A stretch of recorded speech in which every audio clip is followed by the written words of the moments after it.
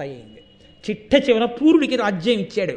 ఇచ్చి మంత్రులందరూ అడిగారు, పెద్దవాడు ఎదువు ఉన్నాడు కదా, ఆయనకి ఇవ్వకుండా ఇతనికి ఎందుకు ఇస్తున్నావు అని అడిగారు. అప్పుడు చెప్పాడు, కొడుకు మాట వినని, తండ్రి మాట వినని కొడుకుకి తండ్రి యొక్క అధికారాన్ని ఐశ్వర్యాన్ని పంచుకునేటటువంటి అధికారం లేదు. నా మాట విన్నవాడు వాడు. శుక్రాచార్యుల వారు అనుగ్రహించారు, భగవంతుడు పలికించాడు శర్మిష్ఠ ధర్మానికి. అందుకని నా మహానుభావుడు నా మామగారే ఆ మాట అన్నాడు, నీ మాట ఎవరు వింటాడో వాడికి రాజ్యం ఇమ్మని. విన్నవాడు పూరుడు. కాబట్టి నేను పూరుడికి రాజ్యం ఇస్తున్నానని పూరుడికి పట్టాభిషేకం చేసి ఆయనకి ధర్మాలు నేర్పి, ఇంద్రుడంతటి వాడు అడిగాడు, ఏం నేర్పావని. సత్యవాక్యం గురించి, దానం గురించి, జ్ఞానుల యొక్క చరిత్ర ఎప్పుడూ చదువుకుంటుండు నాన్న. అర్హుడైన వాడు కనపడితే దానం ఇవ్వకుండా ఉండకు, దానివల్లే ఫలితం పొందుతావు. ఎప్పుడూ సత్యాన్ని పలుకు, ఎప్పుడూ కూడా సత్యము, ఉచితము, ధర్మము అయినటువంటి మాట మాత్రమే మాట్లాడుతుండని నా కొడుక్కి నేను నేర్పి పట్టాభిషేకం చేశాను అని చెప్పి పూరుడికి రాజ్యం ఇచ్చాడు. దానివల్ల పూరుణ్ణి కన్నా శర్మిష్ఠ రాజమాత అయింది. దేవయాని ఇంత రాజుని కట్టుకున్నా, తనకి బిడ్డలు ముందు పుట్టినా వాళ్ళకి రాజ్యం ఇప్పించుకోలేకపోయింది.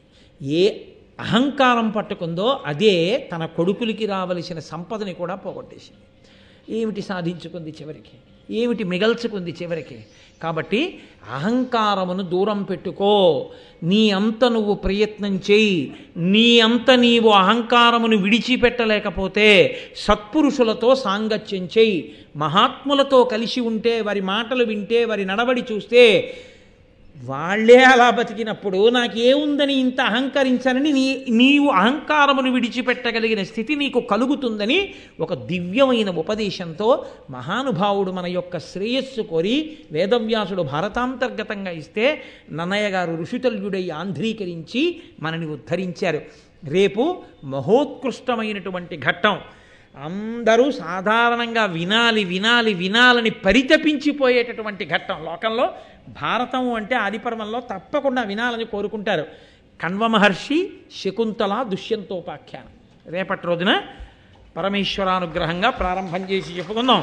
మంగళాశాసన పరై మదాచార్య పురోగమై సర్వైశ్చ పూర్వైరాచార్యై సత్కృతాయాస్తు మంగళం.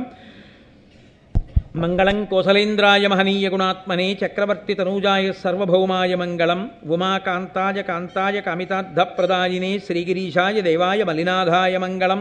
కరచరణకృతం వా కర్మవాక్కాయజం వా శ్రవణనైనజం వా మనసం వాపరాధం విహితం వా సర్వమేత్తక్షమస్వా శివ శివ కరుణాబ్ధే శ్రీమహాదేవ శంభో. సర్వం శ్రీ ఉమామహేశ్వర పరబ్రహ్మార్పణమస్తు. స్వస్తి.